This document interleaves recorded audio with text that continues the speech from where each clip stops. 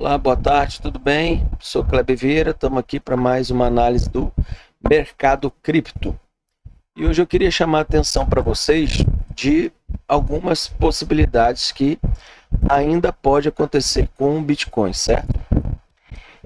Eu estou aqui no gráfico semanal do Bitcoin e o Bitcoin está cotado agora em 83.140, certo? Só que vamos parar e voltar um pouquinho o tempo para saber o que o Bitcoin faz para pegar um impulso e subir, né? Geralmente ele volta e vem pegar a liquidez do último topo antes de subir, tá? O que corrobora essa minha tese aqui, né? Voltando um pouco o gráfico aqui, em janeiro de 2024, a gente viu que o Bitcoin ele deu essa agulhada aqui nos 49 mil, né? Bem no ponto que tá no mouse aqui, certo? E aí ele pegou, subiu. Antes de subir, em agosto de 2024, você vê que ele volta exatamente nesse último topo que ele fez em janeiro. Então ele veio com precisão quase milimétrica aqui, pegar essa liquidez que ficou no topo. Vocês estão vendo isso aqui?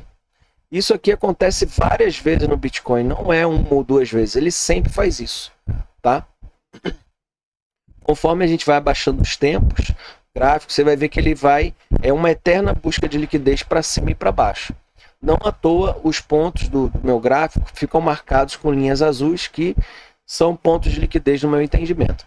Então, aqui em janeiro ele agulhou, e em agosto, a janeiro de 2024 ele agulhou, e em agosto de 2024 ele veio buscar a liquidez antes de subir, certo?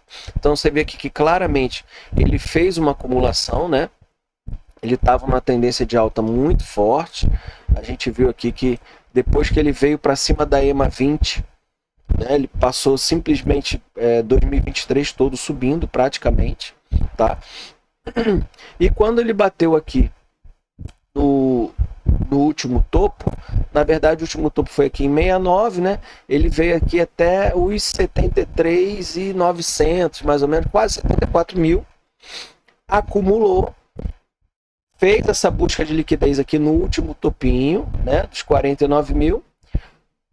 Ele fingiu que ia perder a EMA 50 no semanal, ó. Você vê que ele dá essa agulhada aqui para baixo, só que ele recupera logo, apoia de novo na 50, uma bela do acumulação. Quando ele rompe, né? Claro que isso aqui esse rompimento foi no dia da posse do Trump, que tinha muitas expectativas, e o Bitcoin simplesmente, depois dessa acumulação, quando ele rompeu, ele subiu 60%, tá? E agora o que acontece? Vocês vão perdoar a minha voz, que eu estou gripado, mas vai assim mesmo, tá? O que nós temos aqui? Bitcoin, depois de romper, foi nos 109 mil, 109k, né? Não teve muita força e tá de novo aqui na EMA 50 no semanal. Você vê que percebe, olha só que bacana. Ele perdeu temporariamente a EMA 50 no semanal. Ele veio aqui precisamente nos 74.500, 74.400 dólares, tá? E eu acho que essa liquidez ainda não foi pega com sucesso. Eu ainda acho que existe a possibilidade do Bitcoin vir exatamente nesse último topo aqui, dos 73.900, tá? Para ele repetir essa façanha que ele fez aqui, tá bom? Então aqui para mim, apesar dele estar recuperando, né? Hoje é dia 11 de abril, o S&P está subindo 1,5%, Nasdaq está subindo 1%, depois de uma bela queda de 20, 25% que eles tiveram, tá? Só que aqui eu considero meio perigoso ainda no Bitcoin, por quê? Ele está entre a EMA 20 e a EMA 50 no semanal, tá? Então aqui não é um momento muito confiável nele. Pode ser que ele pegue força e vá? Pode ser. Mas eu acho que ainda existe a possibilidade dele vir pegar essa liquidez nos 73.900, tá? Vim aqui pegar essa liquidez do último fundo, todo mundo achar que agora ele vai, então ele volta aqui e pega essa liquidez. Para mim seria um ponto ideal, tá? Nos 73.900, que confluiria com o topo que ele fez, né? Tá? Só que se os mercados não ajudarem, os mercados internacionais, a gente pode ver o Bitcoin não só perdendo a EMA 50, mas também vindo testar a EMA 100 no semanal. Não, eu não vou entrar nesse assunto agora, só que parando para analisar, confluiria com o quê? Com o reteste nessa linha de tendência de baixa que ele rompeu e foi embora sem retestá-la, né? Ele foi embora. É a ver, vamos ver, acho que tá cedo para falar sobre esse reteste aqui nos 64 mil. Seria, teoricamente, uma ótima oportunidade de compra. Mas, para deixar o vídeo mais claro, né? A gente vê que o Bitcoin está animando um pouquinho aqui, está nos 83.800. Mas eu ficaria mais satisfeito em ver ele buscar essa última liquidez do fundo aqui e voltar aqui nos 73.900, quiçá até aqui nos 72 mil, tá? Então, essa zona que está aqui de verde, eu acho que seria um baita ponto de compra pensando no longo prazo, tá? O que seria ruim pro Bitcoin se ele volta nessa zona aqui? É ele perder essa zona e retestar como resistência. Aí realmente fica complicado para ele, no meu entendimento. Caso ele venha aqui para baixo, eu vou até deixar uma seta aqui. Caso Bitcoin faça esse movimento aqui, ó, ele vem retestar, vou botar o reteste até nos 69 mil, que é uma possibilidade dele vir no topo da última bull run, tá? Então vamos botar aqui, se o Bitcoin retestar novamente entre os 74 e os 69 e rapidamente recuperar, seria uma coisa boa. Então eu vejo que realmente ele pode vir fazer isso aqui, tá?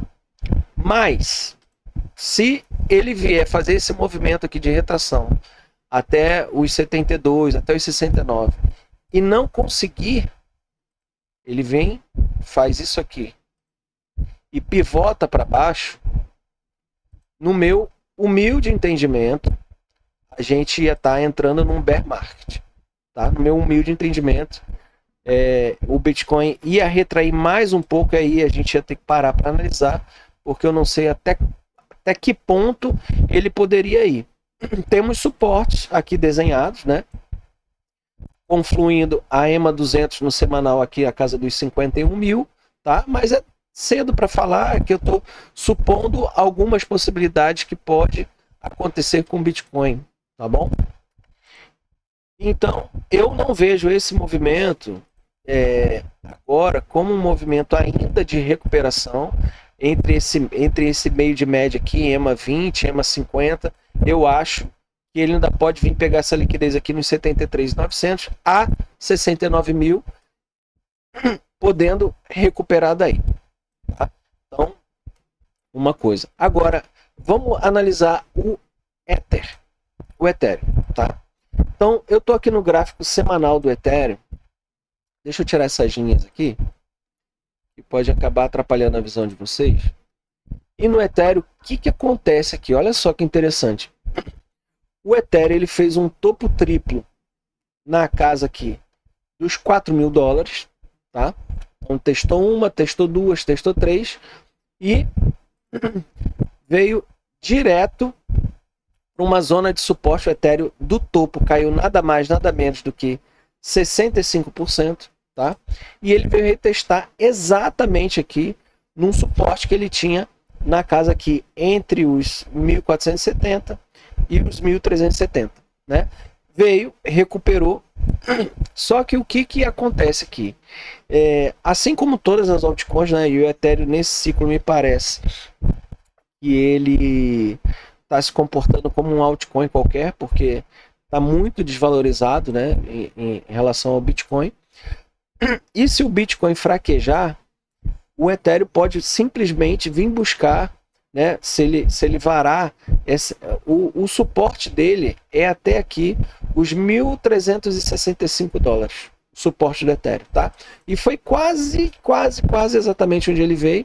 Ele veio bater aqui nos 1.388, mais ou menos, tá? Então, sim, ele veio no suporte. Só que se o Bitcoin não ajudar, eu vejo o Ethereum vindo buscar essa liquidez aqui. Cadê? Essa liquidez aqui. $2.000. Tá? Então eu vejo o Ether buscar exatamente aqui entre 1.070, 1.060, até nessa região toda de suporte. O Ethereum tem um baita de um suporte, tá? Que é entre $1.880. Tá? Seria a região aqui de melhor compra para esse ciclo. Agora, vai depender do Bitcoin, tá? Então, esse movimento que o Ethereum está fazendo aqui, eu vejo um movimento ainda extremamente fraco. Quando a gente olha para o RSI, você vê que em relação ao RSI, ele já está na região de sobrevenda semanal, tá? Então, essa é uma região que eu desenhei, tá? Que quando ele chega nessa região, seria uma compra clara. Seria e mas como depende do Bitcoin, eu vou ficar ainda cauteloso em relação a isso. Porque o Ether ainda pode vir muito bem aqui, retestar a casa dos $1.000, ou, quiçá, até vir buscar essa liquidez abaixo aqui dos $880. Aí sim, se ele busca essa liquidez aqui, olha, se o Ethereum faz esse movimento, ele vem, retesta e busca essa liquidez que está abaixo aqui, é claro que teria que ser uma busca de liquidez assim, rápida, e daqui ele recuperar logo, certo? Então, eu vejo essa possibilidade aqui no Ethereum. Se o Ethereum perder os $880, aí a gente vai ter que reavaliar tudo, perdendo e fazer como resistência, né? Então a gente vai ter que reavaliar tudo, olhar para o mercado, olhar para as outras condições para ver o que vai acontecer, tá? Hoje eu vejo o Ethereum com essa possibilidade aqui, tá? Vem, retesta os 1.000, pode vir aqui retestar essa região aqui dos 1.370, buscar a liquidez aqui abaixo dos $880 e fazer uma recuperação bem rápida, tá? É uma possibilidade. Então no mercado tudo são possibilidades, né? Mas eu vejo isso ainda, o Ethereum aqui nessa região não está demonstrando força, assim como todo o mercado não está, né? Mas anotem esse desenho aqui, que é uma possibilidade, tá bom? E vamos olhar agora um pouco a dominância do Bitcoin. O que está acontecendo com a dominância do Bitcoin? Vamos lá, dá uma olhada aqui. Olha só, eu estou no gráfico semanal da dominância do Bitcoin. Isso aqui, ele já está quase testando o topo que ele fez nos 64. Dominância em 63,74% agora. Você vai ver que ele deu uma agulhada aqui nos 64,35%. Nesse momento nos 63,7%, tá? Então ele está quase vindo pegar essa liquidez aqui. O que eu estou vendo aqui no gráfico semanal da dominância? Uma baita de uma tendência de alta. Não tem o que eu virar aqui, você me falar aqui, graficamente falando, não tem como eu ver uma valorização das altcoins olhando para esse gráfico aqui. Porque ele está numa tendência de alta semanal muito forte. Você vê que ele está aqui, ó, EMA 200, logo assim uma EMA 100, EMA 50, EMA 20, e o preço acumulando em cima da EMA 20 semanal, cara. Isso aqui é uma baita da tendência de alta. Então não tem como falar em compra de altcoin agora, mesmo que elas estejam sobrevendidas e muitas altcoins já perderam fundo. Só que a verdade é que nós temos a resistência do Bitcoin maior, da dominância do Bitcoin, aqui na casa dos entre 70% e 73%. Né? E o que foi o que aconteceu no último ciclo, onde esse ponto veio, onde a dominância veio até cair. Então, pode vir aqui ainda? Pode. Agora, vocês imaginem a dominância desse ponto que está hoje subindo entre 10% e 15%, quanto que as altcoins ainda não podem cair. Então, eu acho pouco prudente agora, apesar delas já estarem em sobrevenda semanal, tá? Mas eu aguardaria uma reversão gráfica aqui na dominância para entrar nas altcoins. Eu não tem como eu não achar que a dominância do Bitcoin não venha nessa região aqui na casa dos 70% para depois cair. Tá? Tudo, quando eu olho para esse gráfico, está me mostrando que a dominância vem bater aqui. Tá?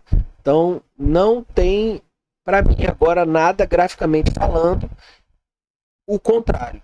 Ela vai vir aqui para retestar, quem sabe até pegar essa liquidez aqui dos 73,67, né? Vir aqui passar um pouquinho e aí a gente vai avaliar se ela vai perder força e vai cair a partir daí.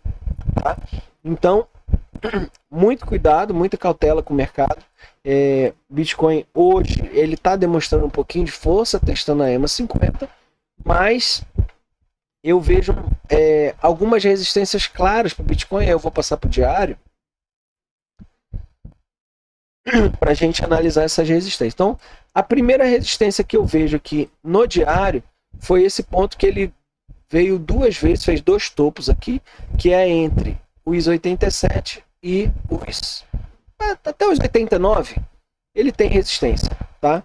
Então, enquanto o Bitcoin não passar, né, coincidentemente, a EMA 100 está fazendo uma barreira aqui para ele passar, né? Você vê que ele deu duas agulhadas e não conseguiu, mandou para baixo.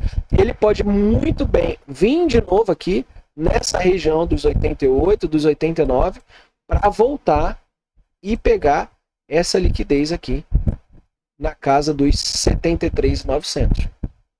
Tá? São possibilidades.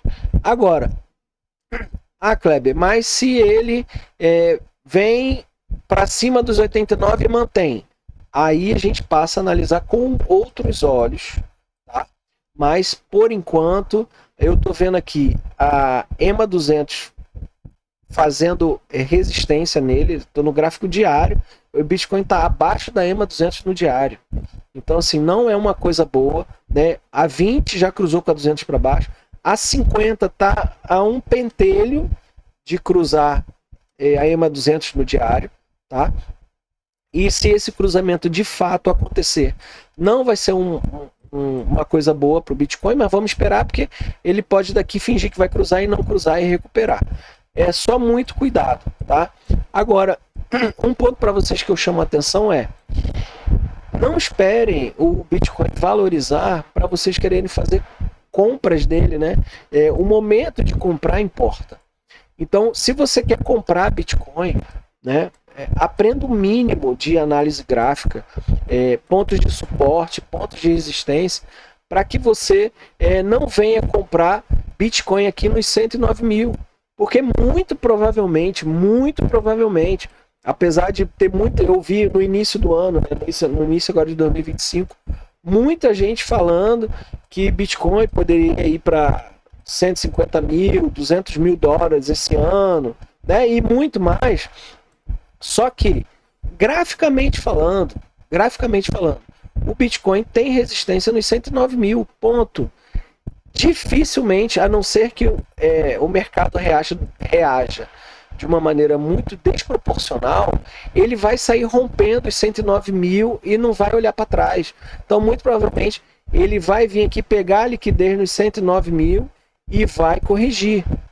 Então, quando ele chegar aqui nos 109, não é a hora de comprar, é a hora de você estar vendendo. Tá bom? Então, olha só. regiões de compra do Bitcoin aqui, entre 74 e 69. Entre 74 e 69. É uma região para você se expor em Bitcoin. Quando ele passar aqui, vou comprar Bitcoin dos 100. Tá bom, pode ser uma excelente compra. Mas ele pode vir aqui, ó. Passou dos 100. Pega a liquidezinha aqui dos 109 e aí inicia o bear. Que ninguém sabe o que vai acontecer. Então o que eu quero dizer para você, nos 109 não é hora de comprar, é hora de você estar realizando lucro, tá? Então, estude com cuidado, tá bom? Veja aí as posições que você vai comprar, não é hora de pensar em altcoin, não é hora de pensar em nenhuma altcoin, né? Muito menos Ethereum. Se for fazer, faça pequenas compras com dinheiro que você pode aceitar um prejuízo, mesmo que de curto, médio prazo, tá?